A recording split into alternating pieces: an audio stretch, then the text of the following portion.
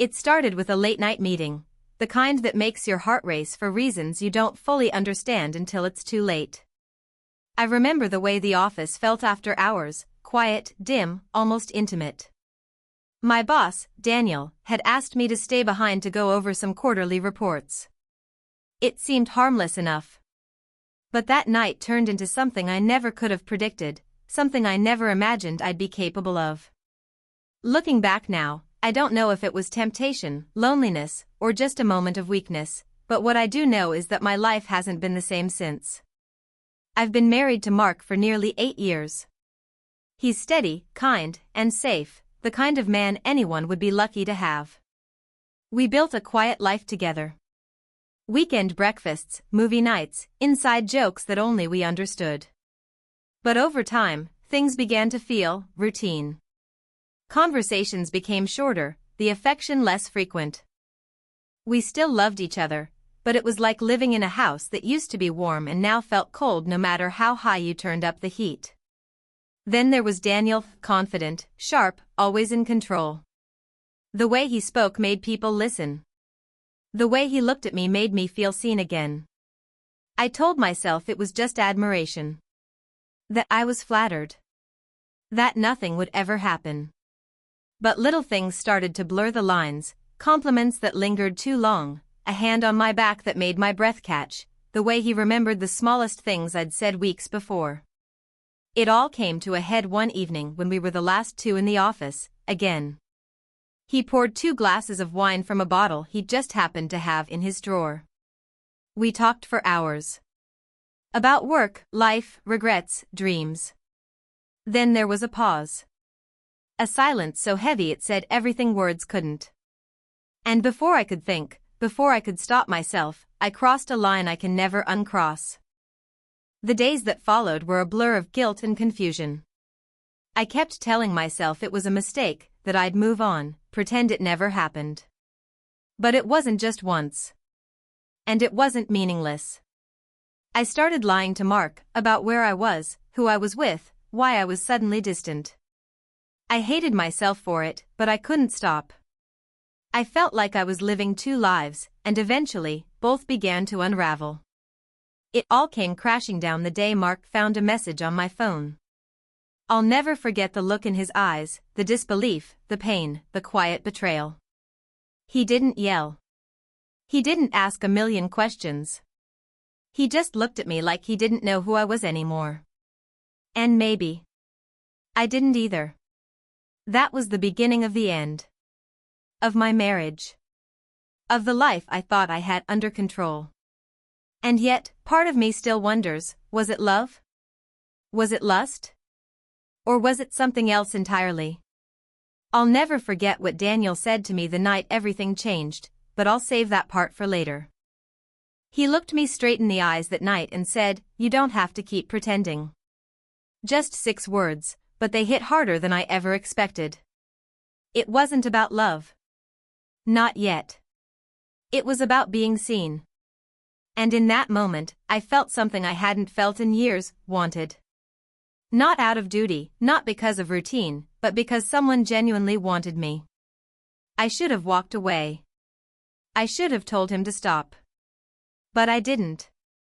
Maybe a part of me didn't want to. After that, everything changed between us. At work, we acted normal. Friendly, professional.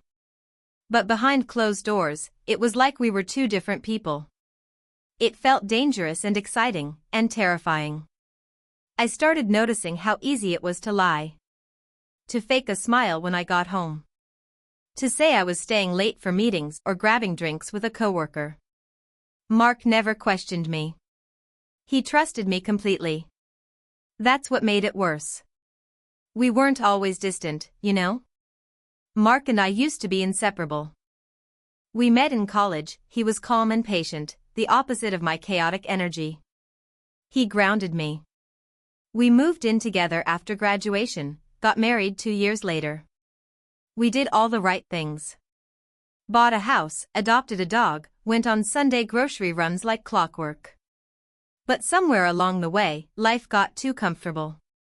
The spark dimmed. Conversations became schedules. Touch turned into habit. And I started to feel invisible. Daniel, on the other hand, made me feel alive. He paid attention. He remembered the details. The coffee I liked. The way I tapped my pen when I was nervous. He asked questions about my life, not just work, and actually listened. It's scary how those little things can pull you in without you even realizing it. But even in the middle of all this, I wasn't happy. I was torn, constantly living in fear of being found out, lying to the man I once called my best friend, and chasing something I didn't even fully understand. Guilt sat in my chest every day, like a weight I couldn't shake. I knew I was destroying everything, but I didn't know how to stop. Or maybe I didn't want to stop. I kept telling myself it wasn't love. That it was just a phase. But feelings have a way of growing quietly, under the surface, until one day they're too big to hide. And that day was coming faster than I was ready for. Especially when Daniel made a decision I never saw coming. It happened on a Friday afternoon. I was just finishing up some reports when Daniel asked me to come into his office. His tone was different, more serious, less flirtatious. He closed the door behind me and sat down across from me, not behind his desk like usual. I remember the look in his eyes. It wasn't playful or charming. It was something else, calculated, like he had already made up his mind. And then he said it. "I'm leaving the company." My heart dropped. I didn't even know what to say. He explained that he had accepted a position in another city, a big opportunity he couldn't pass up. He wanted to tell me before the news got out. My stomach turned, but I kept a straight face. I nodded, I congratulated him, I even smiled. But inside, I was spiraling. I had no idea what this meant for him, for me, for everything we had gotten tangled up in. I was angry and scared and, weirdly, sad. I wasn't prepared to lose him, not like that, not suddenly. That weekend at home with Mark felt unbearable. He could tell something was off. I was quieter, distracted, short-tempered. I told him I was stressed at work. He tried to comfort me, offered to cook dinner, suggested we go out and unwind. And I just sat there, nodding, pretending I was fine. But my mind kept drifting back to Daniel. Was he really going to leave and just walk away from all of this? Was that all I had ever been to him, something temporary? The conflict inside me kept growing. I started questioning everything. Did I ever truly fall out of love with Mark, or did I just stop trying? Did Daniel ever really care about me, or was I just a distraction during long nights at the office? My emotions were all over the place. Some nights, I cried in the shower just to let it out without being heard. Other nights, I stared at my phone, waiting for a message from Daniel that never came. Then, almost out of nowhere, I got a text from him, "We need to talk before I leave." That one message pulled me right back in. And just when I thought things couldn't get more complicated, Mark found something I had hidden and forgotten about. His silence afterward said everything. He didn't ask questions. He didn't yell. He just walked away. And I was left standing there, caught between two lives, realizing I was about to lose both. I stood in the middle of the kitchen, holding my phone, staring at Mark's back as he walked out the door. He didn't slam it. He didn't even look back. That somehow made it worse. He had seen the photo, just one. A selfie Daniel had taken of us, smiling together in a moment I thought I had deleted. I had hidden it in a folder I thought no one would ever check. But he found it. And now, everything was unraveling faster than I could fix it. I didn't go after him. I didn't know how to explain something I barely understood myself. I sat on the cold tile floor for what felt like hours, phone still in my hand, waiting for something, an apology from Daniel, a message from Mark, anything. But nothing came. The silence was louder than any screaming could have been. The next day, I met Daniel like he'd asked.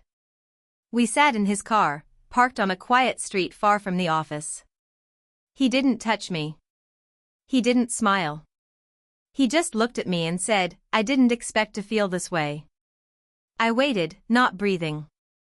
I was going to leave without saying goodbye. But then I realized, I didn't want it to end like this.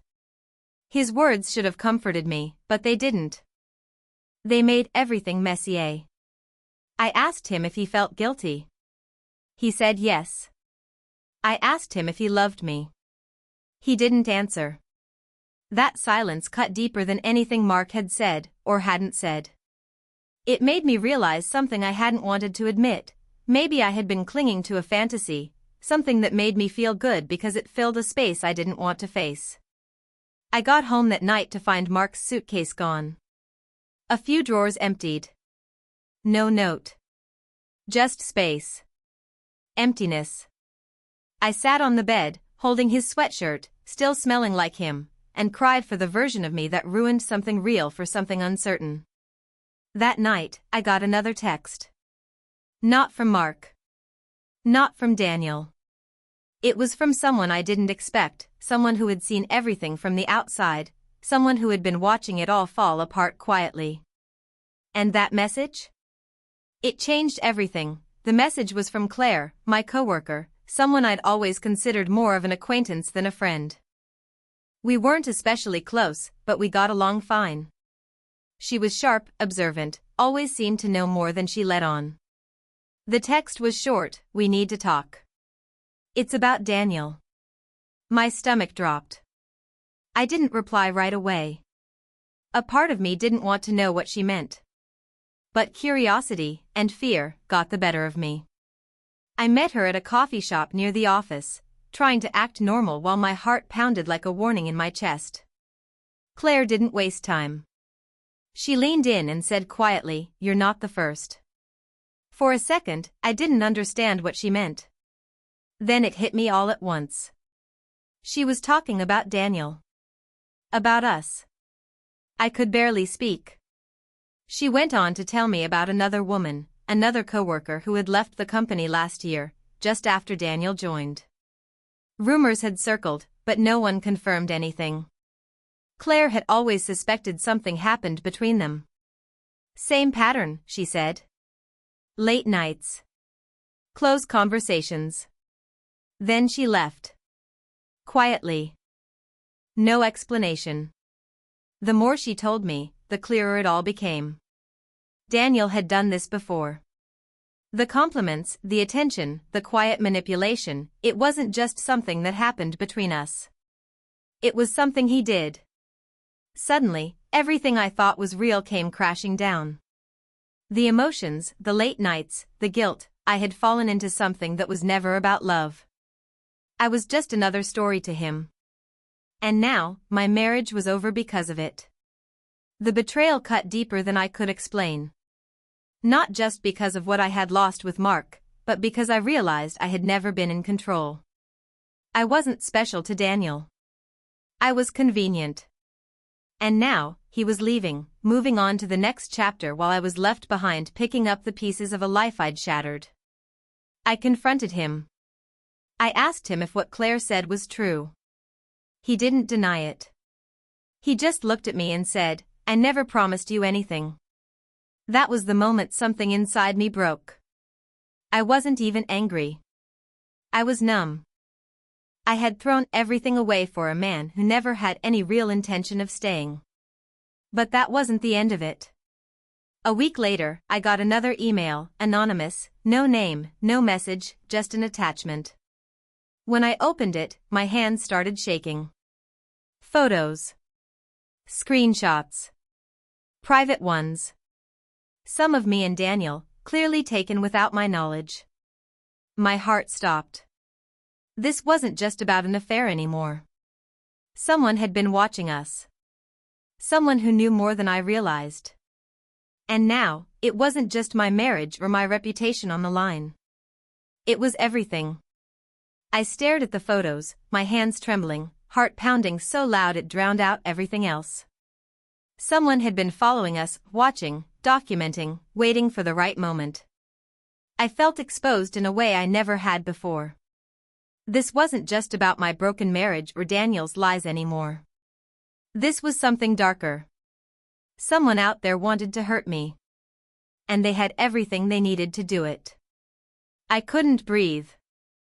My first thought was Mark. Had he sent them? Was this his way of punishing me? But that didn't make sense. These photos weren't recent. Some went back months, long before he found out. Whoever sent them had been watching for a while. Quietly. Patiently. I took a deep breath and did something I hadn't done in weeks. I called Mark. He didn't answer. So I left a voicemail. Not to beg, not to ask him to come back. Just to say I was sorry for everything. For the lies. For not choosing him when it mattered. For ruining what we had without even realizing what I was losing. I thought that would be the hardest part. But what came next was worse. Later that night, I got a call from Claire. Her voice was low, nervous. I think I know who sent you those. She told me about someone from IT, Jason. Quiet, kept to himself, always around but never noticed. Apparently, he had a history of being obsessive. A few people had complained before, but nothing ever stuck. And he had access to everything: emails, security cameras, servers. It all clicked.